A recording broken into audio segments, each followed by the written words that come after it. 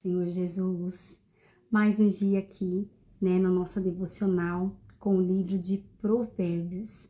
Eu não sei vocês, né, mas para mim, para minha vida, tem sido um divisor de águas, reler, né, me colocar diante dessas palavras de tanta sabedoria, de tanto entendimento em situações práticas da nossa vida, coisas que a gente pode aplicar no nosso dia a dia. Para mim tem sido uma bênção, espero que para você também, né? Eu já quero começar orando. Nós sempre vamos começar orando, porque como a gente já aprendeu, a sabedoria, ela vem de Deus. A sabedoria não vem de um ser humano, de alguém, né, que pode até ter alguma sabedoria limitada, mas a sabedoria de verdade, de fato, ela vem do Senhor. É por isso que todas as vezes em que nós vamos começar a leitura da palavra, nós vamos orar, pedir a presença do Espírito Santo, presença de sabedoria, de entendimento, que Ele venha nos instruir na palavra dEle, porque ela se renova, ela é viva e ela serve especificamente para o meu dia de hoje, né? O Senhor, Ele tem um jeito muito simples e fácil de aplicar aquilo que a gente lê naquele dia para a nossa vida, com aquilo que a gente realmente precisa para aquele dia. E Ele nos faz lembrar, né, sobre coisas que a gente lê, sobre coisas que a gente está ali, né, empenhado em aprender. Ele ministra no nosso coração. Senhor, diante desse entendimento, Pai, de que a sabedoria vem de Ti, eu quero dar início a esse devocional de hoje, dar início, Senhor, ao entendimento dessa passagem, Pai. Senhor, se houver algo que eu não tenha entendido, não tenha compreendido, o Teu Espírito Santo tem total liberdade sobre esse momento, Pai. Que o Senhor venha falar conosco, que o Senhor venha ministrar no meu coração, no coração dos meus irmãos, Pai, que possamos sair daqui com posse de um entendimento prático para as nossas vidas, em nome de Jesus. Amém. Nós já estamos em Provérbios 11. Eu fico muito feliz, né? Porque quando a gente começa algo, não dá a impressão de que é muita coisa, que a gente não vai dar conta. Mas você vê que aos pouquinhos, né? Um por um, com calma, a gente vai avançando, a gente vai caminhando. Então, é sobre isso. Vamos lá. Eu vou ler, como eu digo para vocês, né? Eu estou lendo na versão A Mensagem. Eu deixei a King James aqui aberta, porque tem um versículo em específico que eu quero ler nela, para vocês, pra gente ter esse entendimento, né, das duas versões. E vocês vão entender aqui o que o Senhor quer nos direcionar. Amém? Mas acompanhe na sua, né, na que você tiver aí agora, porque a mensagem é a mesma. Provérbios 11. O Eterno odeia qualquer tipo de fraude, mas aprova a transparência e a honestidade. O arrogante volta de novo, né? Naquela coisa que Salomão usa a metodologia de ser repetitivo, né? Ele é repetitivo nos ensinamentos dele, aquilo que ele falou lá no capítulo 2, às vezes volta e meia ele volta a dizer aqui ou ali, porque ele quer inculcar isso na cabeça do ouvinte e não tem método melhor de aprendizado, né, comprovado cientificamente, do que a repetição, do que a gente decorar, né? Não quer dizer que decorar eu vou entender de fato e de verdade o que aquilo quis dizer, mas já é muito mais de meio caminho andado, porque aquilo vai estar tão enraizado na minha cabeça que quando eu realmente quiser parar para aprender, eu vou conseguir, porque eu já tenho aquilo decorado em mim. Então ele volta a dizer coisas que ele já disse antes, né? O Eterno odeia qualquer tipo de fraude, mas aprova a transparência e a honestidade. O arrogante cai de cara no chão, mas os humildes, por sua sabedoria, permanecem firmes. A integridade guia o honesto para o bom caminho, mas a falsidade leva o desonesto à destruição. Aqui ele continua, igualmente no capítulo 10, né? Ele continua fazendo um paralelo do bom e do mal, do justo e o ímpio, do sábio e do tolo, né? Ele continua nesses dois extremos aqui. A integridade guia o honesto para o bom caminho, mas a falsidade leva o desonesto à destruição. As riquezas não servem para nada no dia do juízo, pois só a justiça livra da morte. Salomão já estava pensando além, né? As suas riquezas, aquilo que a gente ouve tanto dizer, né? Que a gente tem que acumular riquezas e tesouros no céu, porque aqui, o que é daqui, fica aqui, ficará aqui, né? Salomão, lá naquele tempo, ele já tinha esse entendimento. As riquezas não servem para nada no dia do juízo. Não é que as riquezas não servem para nada.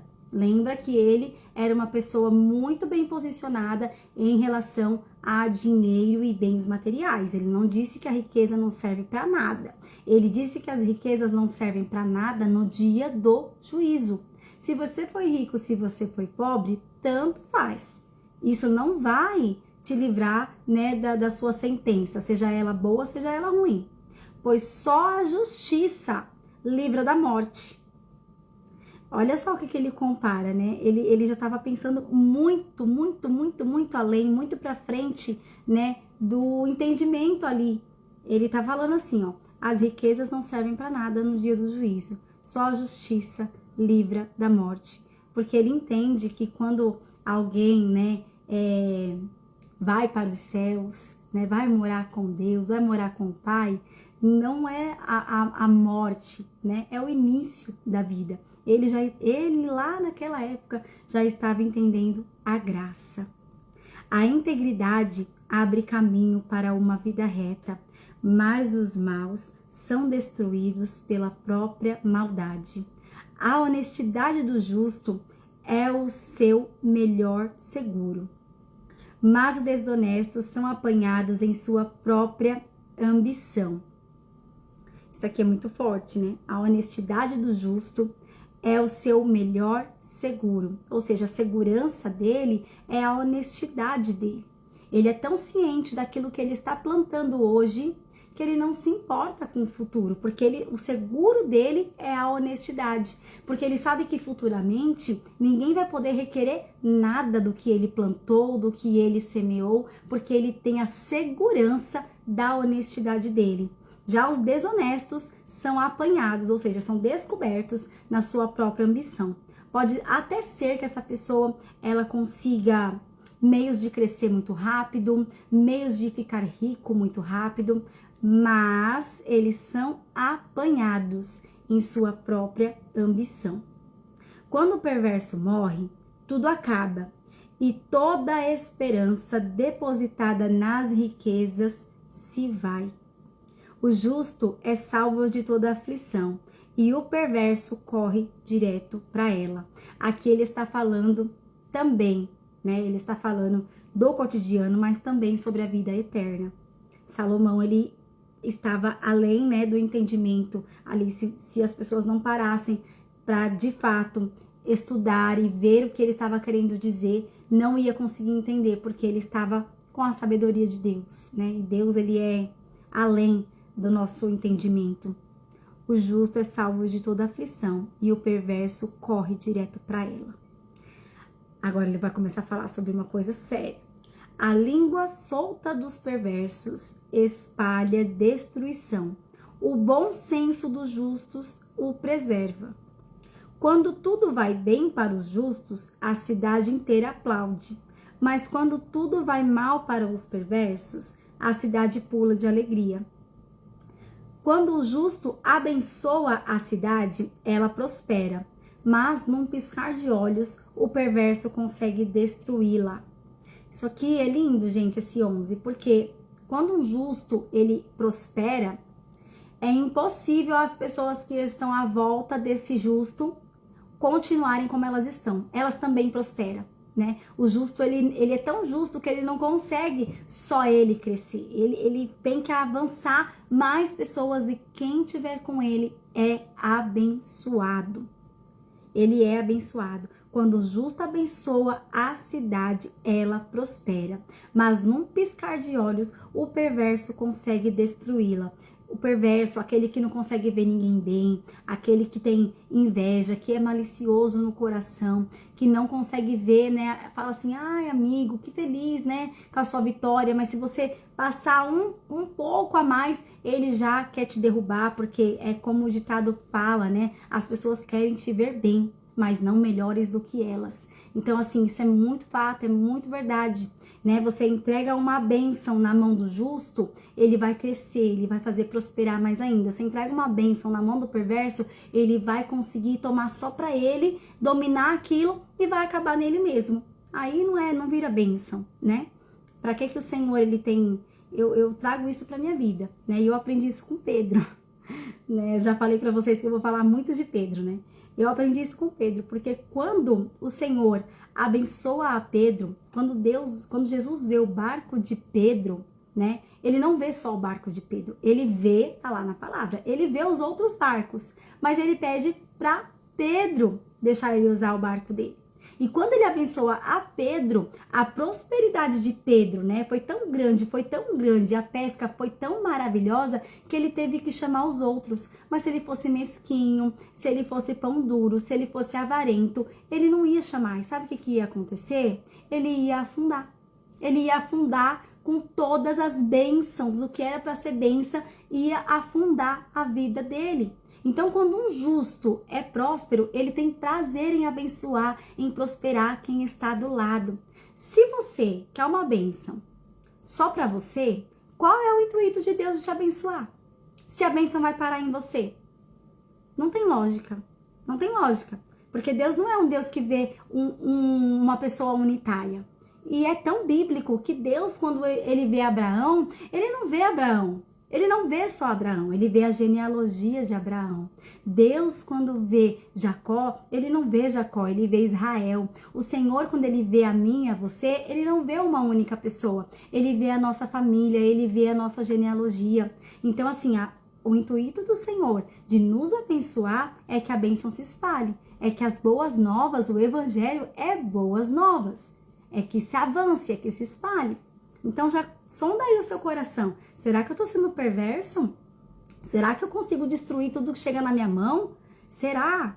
E aí, para analisar as suas atitudes, né? Porque em Deus nós temos segunda chance. Graças a Ele, nós temos segunda chance de recomeçar com entendimento, com sabedoria. O insensato calunia... Tô no 12.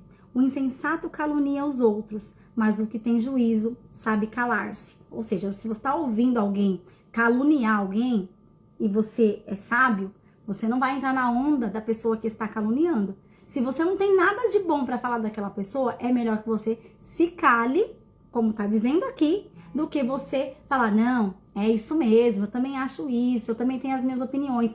É mais fácil você reter, às vezes, até a sua opinião, a sua verdade sobre aquilo, do que fomentar intriga, fofoca, porque, lembrando, ficou cravado isso no meu coração, o Senhor não tolera quem começa confusão.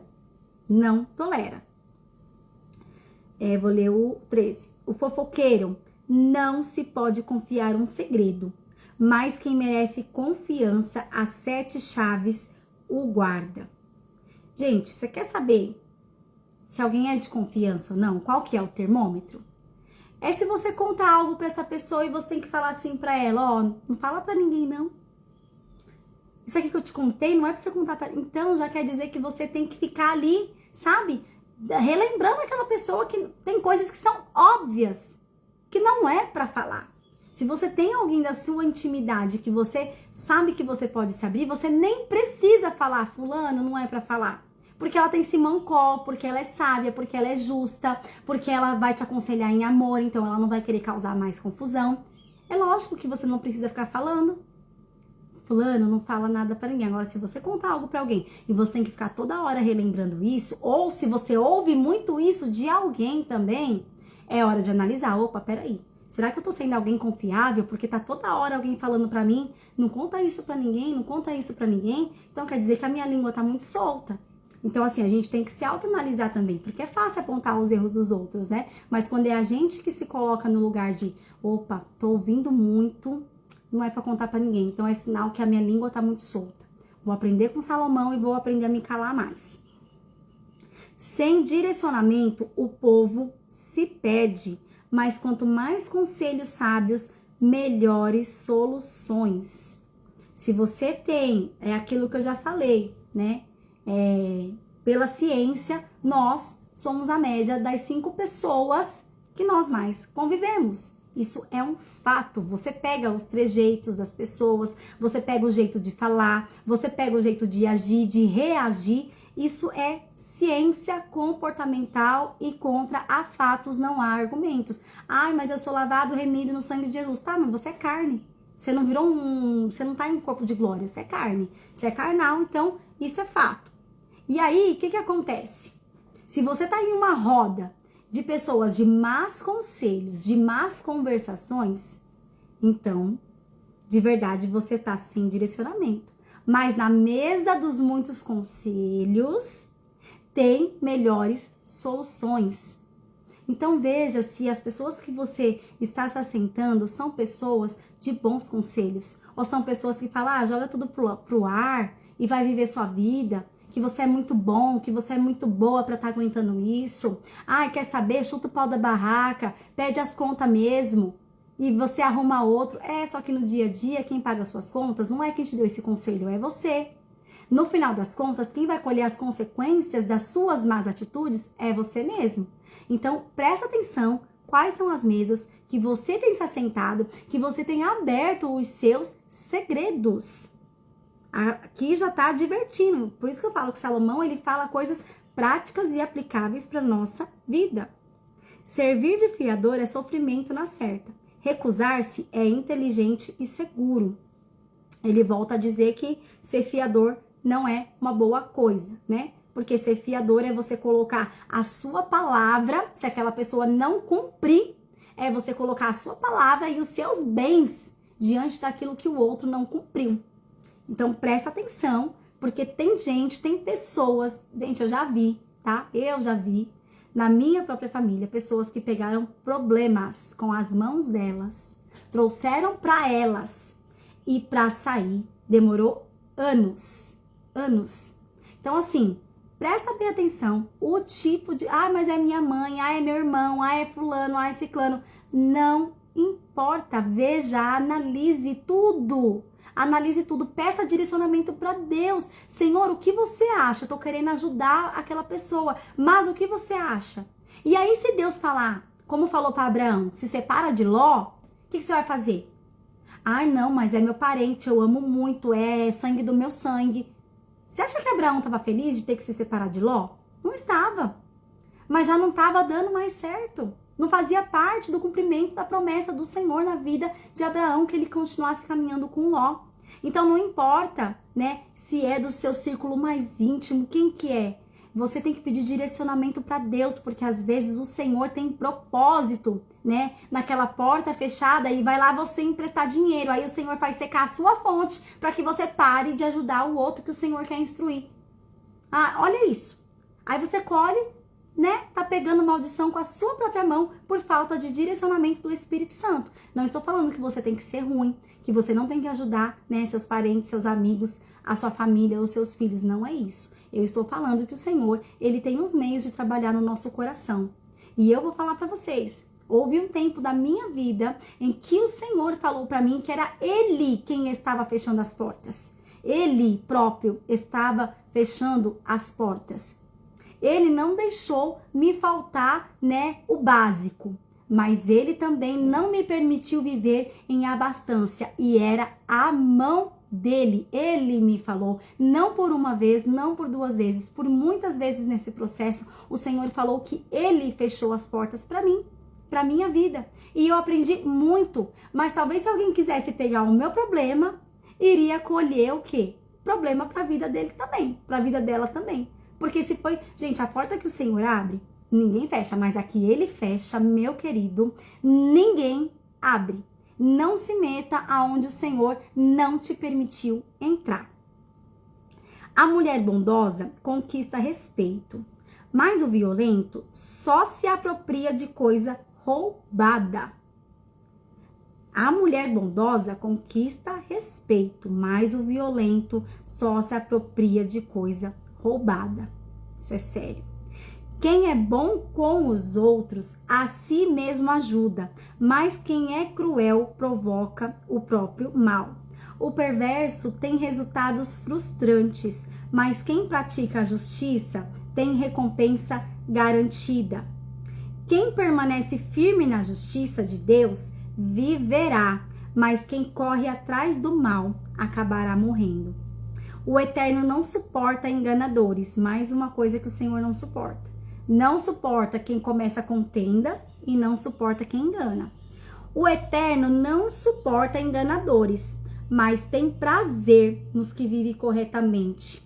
Tenham certeza disto. O perverso não se livra do castigo, mas o justo será poupado. Não está falando que não tem castigo para o justo, está falando que o justo será poupado pela retidão da vida dele. Olha que sério isso. Como um anel de ouro no focinho do porco. Assim é uma mulher bonita que não tem discrição, que não é discreta. Como um anel. Gente, aqui ó, vamos lá. O porco, ele era considerado um animal impuro nesse contexto. Vou deixar muito bem frisado para vocês. Nesse contexto. Não estou dizendo que o porco é um animal impuro, que ele não é, que ele é. Estou falando que nesse contexto, o porco era considerado um animal impuro. O que ele está falando aqui? Não adianta você adornar um animal impuro, ele vai continuar sendo impuro. Não adianta você adornar, olha aqui, como um anel, assim a mulher bonita, mas que não tem discrição. Não adianta você adornar uma mulher dos pés à cabeça se ela não for discreta. Se ela for espalhafatosa, faladeira, fofoqueira, vai adiantar ela estar arrumada? Não, vai adiantar nada. Vai continuar sendo impura, vai continuar sendo suja, maldizente, linguaruda, vai continuar. E isso serve também para, os homens. Quando eu falo mulher, eu estou querendo dizer a humanidade. Era isso que Salomão estava aqui querendo colocar, porque quem usa adorno naquela época, naquele contexto, e até hoje no nosso, são as mulheres. Era por isso que ele usou, a referência da mulher. Então, não adianta. Não adianta você pegar uma mulher, colocar ela bonita dos pés à cabeça, mas o coração dela tá imundo, tá impuro. Não adianta. O desejo do justo conduz à felicidade, mas a ambição do perverso só pode esperar castigo, porque não tem nada de bom em quem é perverso. Tudo que ele deseja tem algo de ruim atrelado. Então, só vai, gerar castigo. Quem dá com generosidade ganha cada vez mais, mas quem é avarento acaba perdendo tudo. Isso aqui, o Senhor me paralisou nesse versículo, porque ele é muito forte. Porque às vezes a gente até quer abençoar as pessoas, mas aí a gente fica analisando a vida. Será que merece? Ai, nem é trabalhador, acorda meio-dia. Ai, olha ali, olha lá o que tá fazendo, tá viajando e tá aí passando por necessidade, não vou ajudar não. Olha ali o que tá... Gente, quem dá com generosidade, não quer saber o que o outro vai fazer, deixar de fazer com dinheiro. Ah, eu vou abençoar a vida do outro pra quê? Pra que eu vou abençoar? Fulano, o que você fez com o dinheiro que eu te dei? O que você fez com aquela bênção que eu te dei? É pra isso que você quer abençoar os outros? Pra você ter controle e domínio? Você é Deus agora? Você vai ficar analisando o que as pessoas têm ou não que fazer com o dinheiro, com a bênção, com a situação que você abençoou a elas? Quem dá com generosidade ganha cada vez mais, mas quem é avarento acaba perdendo tudo. A avareza faz você questionar quem você deve ou não abençoar, porque aí entra, no seu entendimento, você acha que é por meritocracia, a pessoa precisa merecer aquilo, e não você ser generoso e dar de bom grado. Ai, peraí, deixa eu ver se a minha igreja tá merecendo o meu dízimo. Eita, agora eu peguei fundo, Desculpa. Peraí, deixa eu ver se a minha igreja tá merecendo a minha oferta. Ai, não, peraí, deixa eu ver se fulano tá merecendo eu ajudar, eu estender a mão. Não é meritocracia. Então você não aprendeu a ser generoso, porque a generosidade, ela dá e a outra nem vê. Ela dá com essa mão e a outra nem vê. A generosidade, ela não é espalhafatosa. A generosidade, ela não se amostra. A generosidade não quer reconhecimentos. Ela é generosa porque ela é. E eu posso falar para vocês de algo, né? Como eu já comentei para vocês. Eu era uma pessoa muito escassa. Então, abençoar as pessoas para mim era muito difícil. Até porque eu ficava pensando, se eu tirar de mim, vai faltar para mim. Ainda que aquela coisa, aquele dinheiro, aquela situação não iria me faltar, mas eu ficava pensando naquilo, sabe? Não posso porque pode faltar para mim, não posso porque isso ou aquilo. E eu ouvi de uma pregadora algo que marcou muito meu coração e eu comecei a praticar isso na minha vida. E eu consegui hoje ser generosa com as pessoas. Ela falou assim, a generosidade, né, se você não tem ela é algo que ela precisa começar a enraizar em você. Então, dá sem você querer. Ai, mas não é hipocrisia? No começo vai ser mesmo. Você não vai querer abrir mão das suas coisas, né? Para quem é avarento, como eu era, não é gostoso, gente, não é gostoso, não é legal, não é prazeroso. No começo você vai dar com dó, você vai dar sendo pão duro, mas vai fazendo. Uma hora vai entrar no seu coração e você vai conseguir fazer sem nem as pessoas, né? Nem precisou mais, você já tá lá dando um presente, você já tá lá querendo abençoar, você já tá lá querendo fazer pela pessoa mais do que até você poderia fazer, e a generosidade começa a enraizar no seu coração, porque você não precisa ser crítico, analisador do merecimento ou não da graça do outro, tá? Então, aqui eu até vou ler aqui para vocês um versículo sobre essa explicação. A King James, ela tem um comentário assim, ó. Eu vou ler de novo, 26, e vou ler o comentário. Na King James, tá? Ao que retém o milho, o povo amaldiçoará. Mais bênçãos haverá sobre a cabeça do que... Mais bênçãos haverá sobre a cabeça do que o que vende. Aí aqui a explicação tá falando assim. O rei de Moabe se recusou a vender cereais aos israelitas peregrinos e caiu sobre a maldição de Deus. Deuteronômio 2, do 26 ao 31. Enquanto José vendeu cereais durante um período de fome e foi abençoado. José, ele não olhou para quem ele estava dando, para quem deixava de dar. Ele não fazia uma entrevista. Ai, deixa eu ver. Você é bonzinho? Você é avarento? Você briga com a sua mulher? Você maltrata seus filhos? O que você faz aí para merecer isso aqui? Na época de escassez. José não fazia isso, gente. José liberou até para os irmãos dele que fizeram mal para ele, que ele poderia reter, que ele poderia falar, não vou dar, agora vocês vão me pagar. O que ele fez? Ele deu, ele abençoou e foi um tempo de muita prosperidade, né? Mesmo na fome, foi ali suprido a fome do povo através da generosidade. Então, pratique a generosidade. Pratica a generosidade por você. Pratica a generosidade para que Deus possa moldar o seu coração. Não pense que você tem nas suas mãos o poder de determinar quem merece, quem não merece, né? Ser abençoado ou não. Isso é Deus. Isso é com Deus. Não é comigo, com você. Que a maldição caia sobre os especuladores. Sejam abençoados os que negociam honestamente. Quem procura fazer o bem é respeitado, mas o que busca o mal, com certeza encontra. Quem confia em bens materiais cairá do cavalo, mas quem é moldado por Deus florescerá e dará bons frutos. Quem não cuida da sua família acabará de mãos vazias. O insensato será escravizado pelo sábio.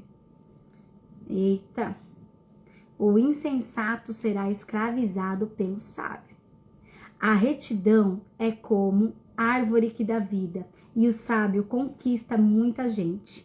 Se os justos recebem o que merecem na terra, o que se dirá dos maus e dos perversos? Ou seja, se os justos colhem aquilo que é de merecimento deles, quem dirá aos perversos se Deus não vai dar o que eles realmente merecem? Entende? Era isso aqui que Salomão estava querendo dizer. Eu vou ler aqui para vocês o 30 na King James. que me chamou muita atenção, de como Salomão, ele estava sendo realista para a época vivida, né, para aquilo que ele estava ensinando para o dia a dia, mas como também ele estava antenado, ligado na eternidade. O fruto do justo é a árvore da vida, e o que ganha almas é sábio. Ou seja, acumular tesouros nos céus. Acumular tesouros nos céus. Porque no final, como ele mesmo constata, né? Mais pra frente, mais adiante nos livros dele, ele fala: tudo é vaidade e vaidade. Nada disso aqui passa de vaidade. Então, não importa se você é muito rico, se você é milionário, se você é pobre, nada disso vai estar na balança da sua salvação, como ele mesmo disse anterior. Nada disso importa no dia do seu julgamento. O fruto do justo é a árvore da vida, e o que ganha almas é sábio.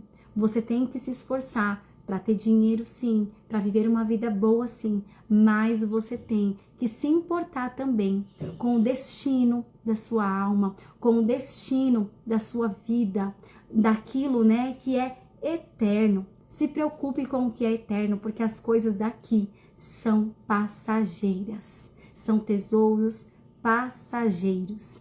Amém?